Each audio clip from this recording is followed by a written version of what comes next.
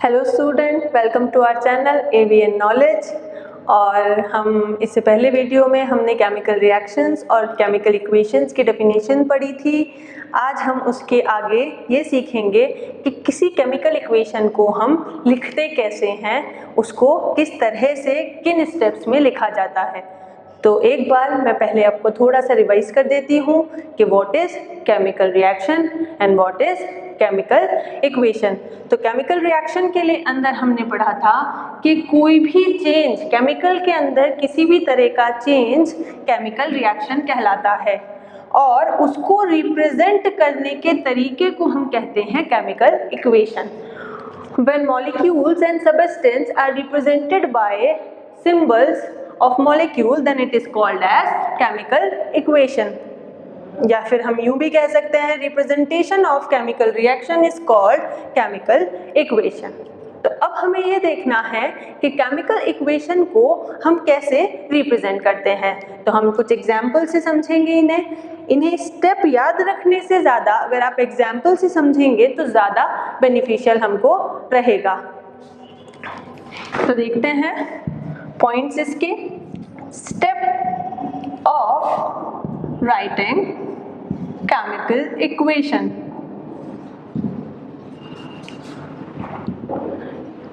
इनके स्टेप्स देखने से पहले सबसे पहले हमें ये देखना है, मैंने कल कुछ आपको टर्म्स बताई थी ना, इससे जो पहले वीडियो थी उसके अंदर मैंने आपको कहा था रिएक्टेंट और प्रोडक्ट। तो रिएक्टेंट क्या होता है? जो रिएक्ट करके न्यू सब्सटेंस फॉर्म करता है। तो substance which react together to form a new substance is called reactant. तो जैसे कोई एक सब्सटेंस है आपका, वो B से रिएक्ट कर रहा है और C बना रहा है, तो ये A और B जो हैं ये हैं आपके रिएक्टेंट, और जो C नया सब्सटेंस बना है ये है आपका प्रोडक्ट। तो ये हमें याद रखना है केमिकल इक्वेशन लिखते समय, ये दो टर्म हमको हमेशा पता रखनी है कि जो नया सब्सटेंस बनता है वो प्रोडक्ट होता है और जो रिएक्ट करता है वो रिएक्टेंट होता है। तो सबसे पहले हम इसमें पहला पॉइंट देखेंगे और वो पहला पॉइंट है reactant react together and form product. जो रिएक्ट करता है वो हमेशा इक्वेशन के अंदर लेफ्ट हैंड साइड पर लिखा जाता है और जो नया सब्सटेंस बनता है वो हमेशा राइट हैंड साइड पर लिखा जाता है। और इनको बीच में एक एरो लगाकर हम बताते हैं कि रिएक्टेंट से प्रोडक्ट फॉर्म हो गया है। तो रिएक्टेंट हमेशा लिखा जाएगा लेफ्ट हैंड साइड पर और प्रोडक्ट हमेशा लिखा जाएगा राइट हैंड साइड पर, और इन दोनों को बीच में एरो लगाकर हम शो करेंगे। तो ये आपका पहला पॉइंट है, पहला स्टेप है किसी भी केमिकल इक्वेशन को लिखने के लिए। इसके बाद हम चलते हैं दूसरे स्टेप की तरफ। तो दूसरा स्टेप है आपका कि अगर आपके पास दो या दो से ज्यादा रिएक्टेंट प्रेजेंट है या फिर दो या दो से ज्यादा प्रोडक्ट प्रेजेंट हैं, तो उन दोनों के बीच में हमें प्लस साइन लगाकर लिखना है। जैसे कि आपका एक रिएक्टेंट है A, वो दूसरे रिएक्टेंट B से रिएक्ट कर रहा है, तो हम इन दोनों के बीच में ये प्लस साइन लगाएंगे, फिर एरो लगाएंगे रिएक्शन के लिए, और उससे बन रहा है C और D नया सब्सटेंस प्रोडक्ट। तो इन दोनों के बीच में भी हम क्या लगाएंगे? प्लस साइन लगाएंगे। तो if more than one substance is present in reactant or product, then plus sign is used to write a step। ये आपका दूसरा पॉइंट है। इसके बाद हम चलते हैं तीसरे पॉइंट की तरफ, और तीसरा पॉइंट है आपका law of mass conservation. Mass conservation, तो इसे एक्सप्लेन करने से पहले मैं आपको ये बताना चाहती हूँ कि what is mass conservation. Mass conserve रहने का मतलब है, कंजर्वेशन का मतलब होता है संरक्षण, प्रोटेक्ट करना से आप बोल सकते हो, प्रोटेक्ट करना, संरक्षित करना, मतलब चेंज नहीं होता। जो मास रिएक्टेंट का होता है वही मास प्रोडक्ट का होगा। किसी एक केमिकल रिएक्शन में मास हमेशा कंजर्व रहता है। मास क्या होता है? तो मास उस सब्सटेंस का वेट कितना है उसे हम कहते हैं मास, और वो कंजर्व रहता है का मतलब है ए का कुछ मास होगा और बी का कुछ मास होगा, तो ये दोनों का जो टोटल मास होगा वो हमेशा प्रोडक्ट के टोटल मास के इक्वल आएगा। इसे हम बोलते हैं लॉ ऑफ मास कंजर्वेशन। तो किसी भी केमिकल रिएक्शन में मास हमेशा कंजर्व रहेगा, संरक्षित रहेगा। जैसे कि एग्जाम्पल के लिए हम लेते हैं कार्बन है, ऑक्सीजन से रिएक्ट करता है और कार्बन डाइऑक्साइड फॉर्म करता है। कार्बन का जो मॉलिक्यूलर वेट होता है, मॉलिक्यूलर मास होता है, वो होता है 12 और ऑक्सीजन का होता है 16। यहाँ ऑक्सीजन के 2 मॉलिक्यूल्स हैं तो इसे हम मल्टीप्लाई करेंगे 2 से, तो ये टोटल आएगा आपका 32। 12 + 32 = 44। इसके बाद जब हम इसका निकालेंगे, यहाँ पर कार्बन 1 है और ऑक्सीजन 2 है, तो हम लिखेंगे 12 + 2 × 16, यहाँ पर भी टोटल वैल्यू आएगी 44। तो इसे हम कहते हैं लॉ ऑफ मास कंजर्वेशन। मास किसी भी केमिकल इक्वेशन के अंदर हमेशा कंजर्व रहता है, चेंज नहीं होता। अगर किसी रिएक्शन में, एग्जाम्पल के लिए, अगर किसी रिएक्शन में दोनों तरफ एटम्स इक्वल नहीं है, मास इक्वल नहीं है, तो आपको रिएक्शन को बैलेंस करके उस मास को इक्वल करना पड़ता है, जिसे हम कहते हैं बैलेंसिंग द केमिकल रिएक्शन। इसके लिए हम किसी से मल्टीप्लाई कर सकते हैं, मॉलिक्यूल्स को कम कर सकते हैं, ज़्यादा कर सकते हैं। एग्जाम्पल से समझिए इसे। मैग्नीशियम ऑक्सीजन से रिएक्ट करके मैग्नीशियम का ऑक्साइड बनाता है, MgO बनाता है। इस तरफ Mg जो है 1 है और ऑक्सीजन 2 है, जबकि इस तरफ ऑक्सीजन भी 1 है और मैग्नीशियम भी 1 है। तो दोनों तरफ जो लॉ ऑफ मास कंजर्वेशन है वो फॉलो नहीं हो रहा है और एटम जो है वो इक्वल नहीं है। Law of mass of conservation क्या कहता है? वो कहता है ना तो किसी मॉलिक्यूल या एटम को बनाया जा सकता है, ना हम उसको खत्म कर सकते हैं, जो है वो कंजर्व रहेगा। दोनों साइड में जो एटम्स हैं उनके नंबर सेम रहेंगे। मास तभी कंजर्व रह सकता है जब दोनों साइड नंबर सेम हो। अगर इधर 1 मैग्नीशियम है तो इधर भी 1 मैग्नीशियम होगा, इधर 2 ऑक्सीजन है तो इधर भी 2 ऑक्सीजन होंगे। अगर ये बराबर नहीं है तो हमें केमिकल इक्वेशन को बैलेंस करना पड़ेगा और वो हम करते हैं हिट एंड ट्रायल मेथड से।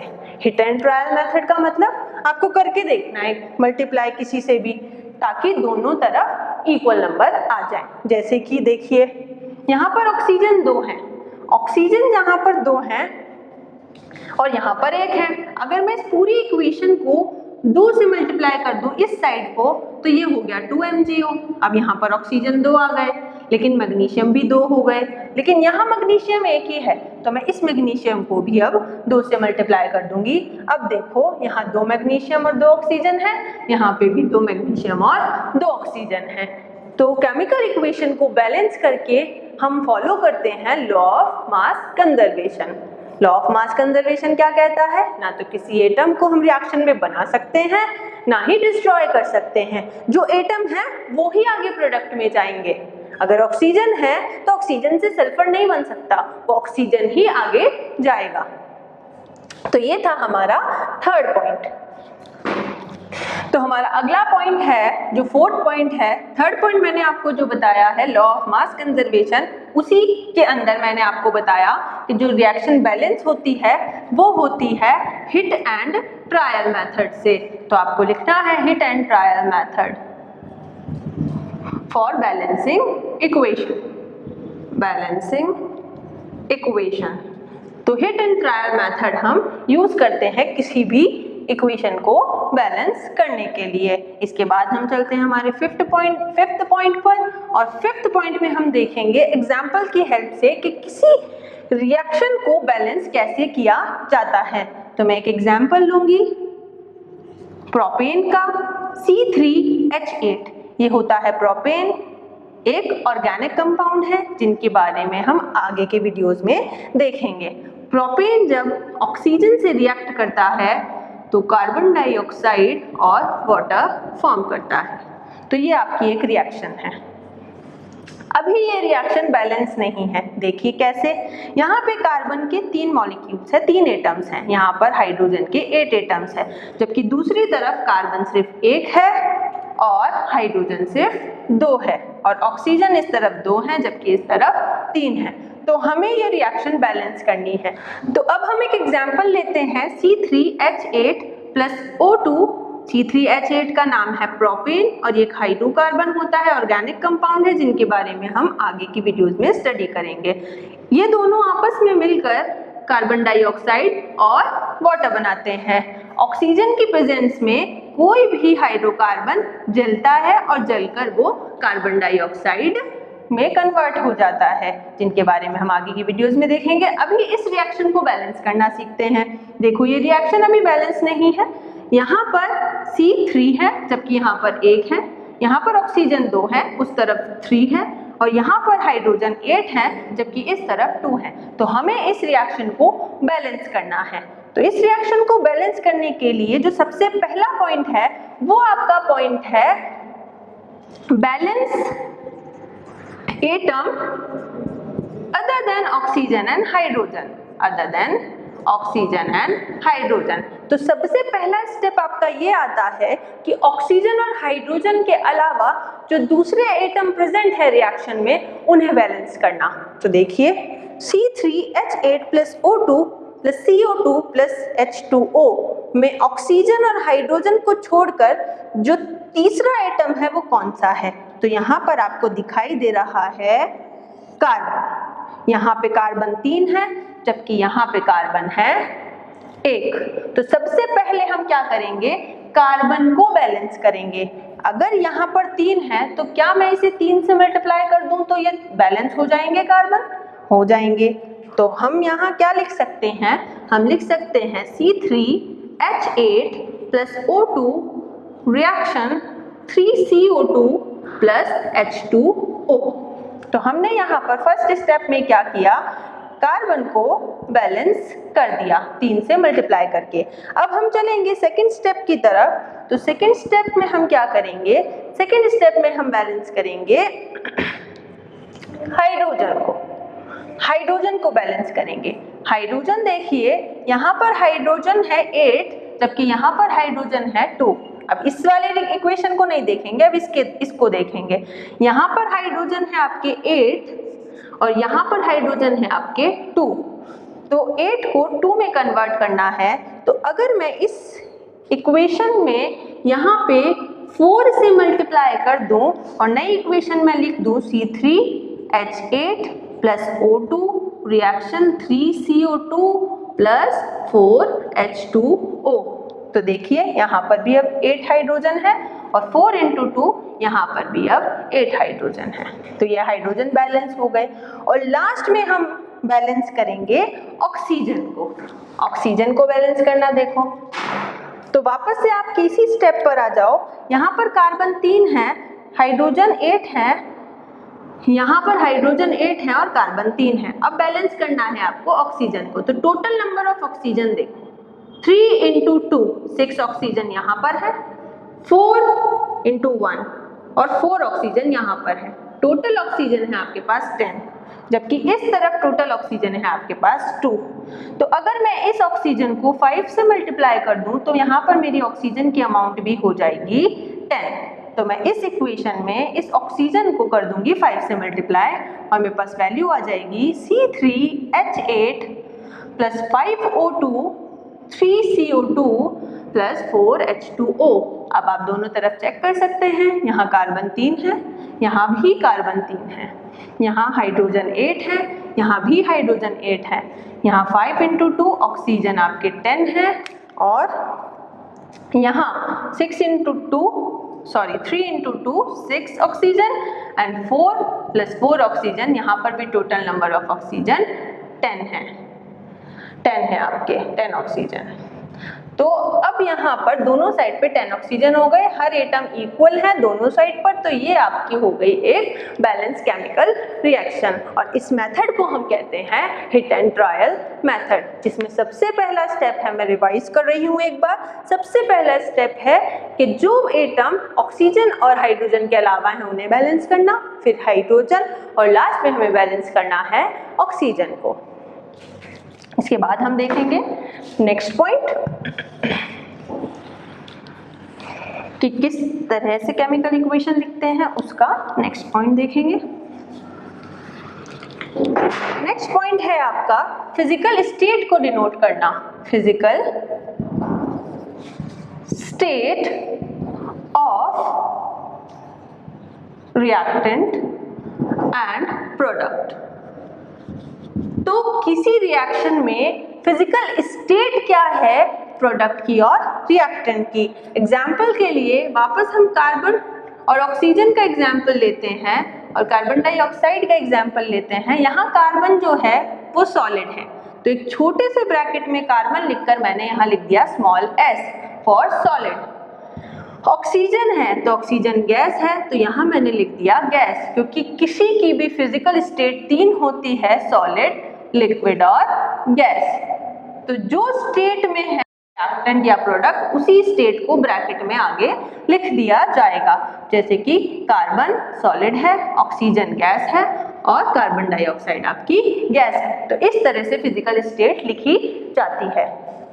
इसके बाद नेक्स्ट स्टेप है, नेक्स्ट स्टेप आपकी है कि अगर आपको किसी भी रिएक्शन में टेम्परेचर दिया हुआ है या फिर प्रेशर दिया हुआ है तो उसे कैसे लिखेंगे।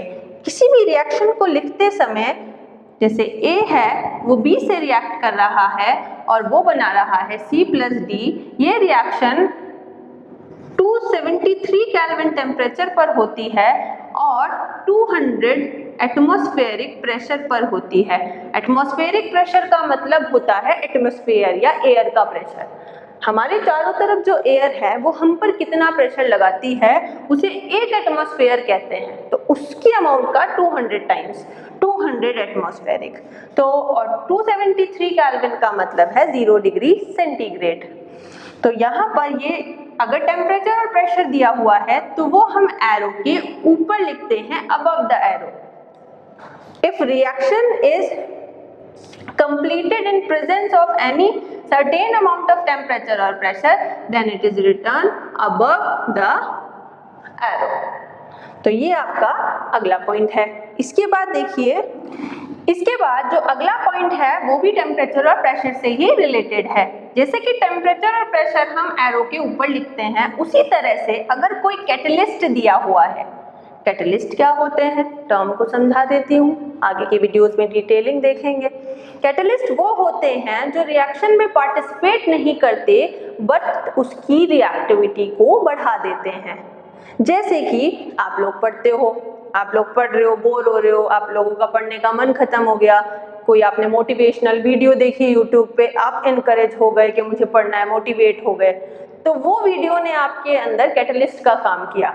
वो आपकी पढ़ाई में कहीं इन्वॉल्व नहीं होगा, ना आपको पढ़ाई करवाएगा, उसने बस आपको मोटिवेट किया और आप मोटिवेट होकर पढ़ने लगे। तो यहाँ पे वो मोटिवेशनल जो स्पीकर है वो कैटलिस्ट का काम कर रहा है। उसी तरह से रिएक्शन में भी होता है, वो रिएक्शन में पार्टिसिपेट नहीं करता लेकिन रिएक्शन की रिएक्टिविटी को बढ़ा देता है, उसके टाइम को कम कर देता है, जल्दी रिएक्शन हो जाती है, तो वो कैटलिस्ट होते हैं। तो उन कैटलिस्ट को भी हम इस एरो के ऊपर लिखते हैं। फॉर एग्जाम्पल, जब एल्कीन का हाइड्रोजनेशन होता है, हाइड्रोजनेशन का मतलब है जब उसकी H2 से रिएक्शन होती है, हाइड्रोजन हम ऐड कराते हैं, तो ये होती है निकल मेटल की प्रेजेंस में। तो यहाँ जो निकल मेटल है ये काम कर रहा है किसका, कैटलिस्ट का, और इससे बनता है हमारा एल्केन CH3 बॉन्ड CH3। तो यहाँ निकल जो है कैटलिस्ट है और इसे भी एरो के ऊपर लिखा जाता है कैटलिस्ट। कैटलिस्ट का मतलब है जो रिएक्शन में पार्टिसिपेट नहीं करते मगर रिएक्शन की रेट को, उसकी स्पीड को, वेलोसिटी को बढ़ा देते हैं। तो ये हमारा अगला पॉइंट है। इसके बाद जो हमारा पॉइंट है वो है फिजिकल स्टेट में ही एक और टर्म हम कई बारी रिएक्शंस में देखते हैं, एक्वस लिखा हुआ। एक्वस का मतलब होता है वाटर के साथ किसी का भी सोल्यूशन।